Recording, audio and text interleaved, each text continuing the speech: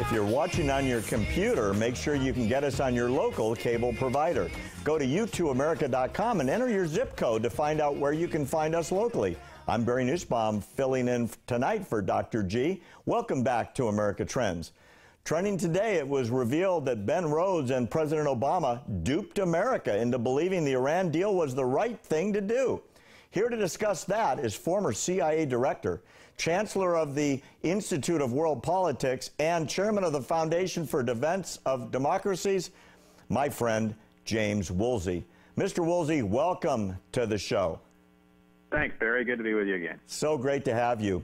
So let's start it off. We talked this afternoon about Ben Rhodes. He bragged about misleading Congress and our various allies around the world on the Iran nuclear deal. Why in the world, Jim, would he do that? I don't know. People do crazy things when they get talking to the press. But I think the story is not mainly Rhodes. He's a young deputy national security advisor who sounded off. I think the really interesting story is that President Obama has completely shifted our allegiances, at least formally so, within the Middle East in such a way that we've abandoned our old friends, such as Israel and Jordan and Egypt.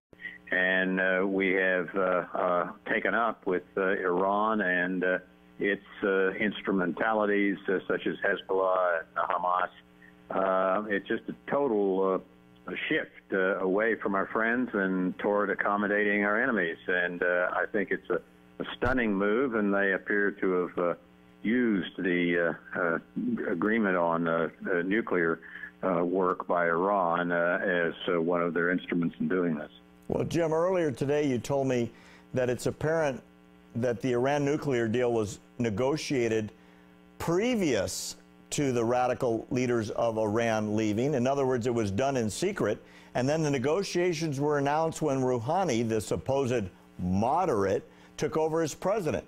Does it seem that we let them win on the key points along the way?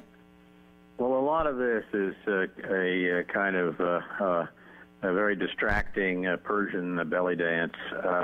There aren't really any moderates over there that are in positions of power. There are lots of moderate and wonderful and brave Iranian people and students who have taken to the streets and demonstrated for democracy and got killed by the Revolutionary Guard and all the rest. But there really aren't moderates, but President Obama apparently decided to begin negotiations with the clear, absolute hardliners, such as Ahmadinejad, while he was still in office, and then used the succession of Rouhani, and they puffed him up as a moderate, as saying that this new agreement that they signed last summer with Iran was a product of working with the new moderates and not the bad old hardliners. It's basically all just a scam. Got it.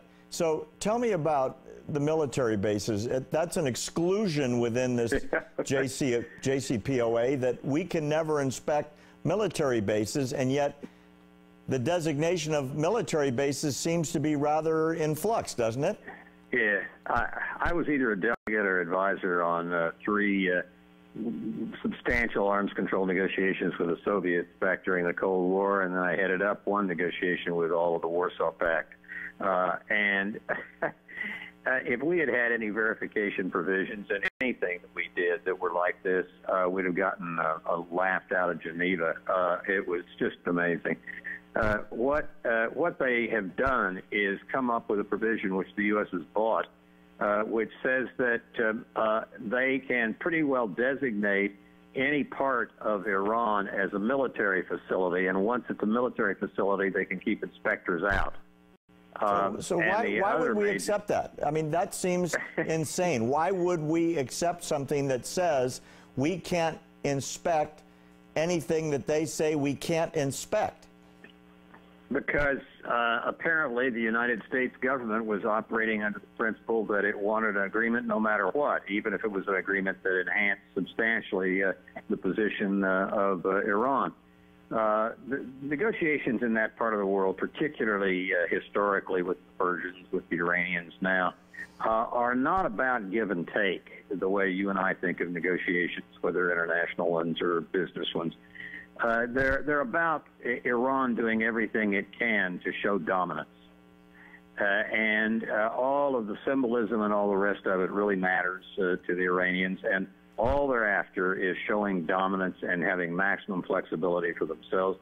They have the ability under this treaty not only to designate any place a military area, and so you can't expect it, Americans and others, but they can, if we say we want from this particular square kilometer samples of soil, and we're going to send our inspectors in to get it because we think it might be radioactive, the Iranians can say, no, we'll provide you with the soil, and then they can take it from someplace else. It's sort of like photoshopping the soil samples. That's amazing. And that's permitted under the treaty, too. Not the treaty, sorry, under the deal. So has anybody, Jim, ever seen the final structure of this deal in its entirety with all of the addendums?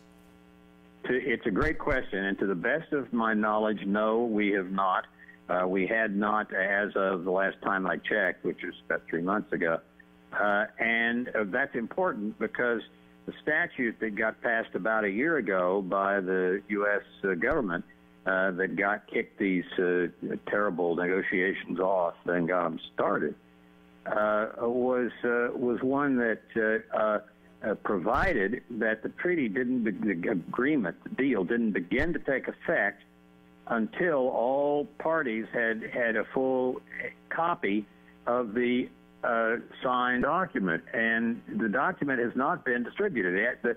The agreement has not started to be implemented yet. We should not be giving up at all on restraining Iranian financial operations with sanctions and the rest. We ought to keep that going because there is no agreement yet. All right, so real quick, Jim, we're running out of time. Is this basically a deal between Obama and Iran?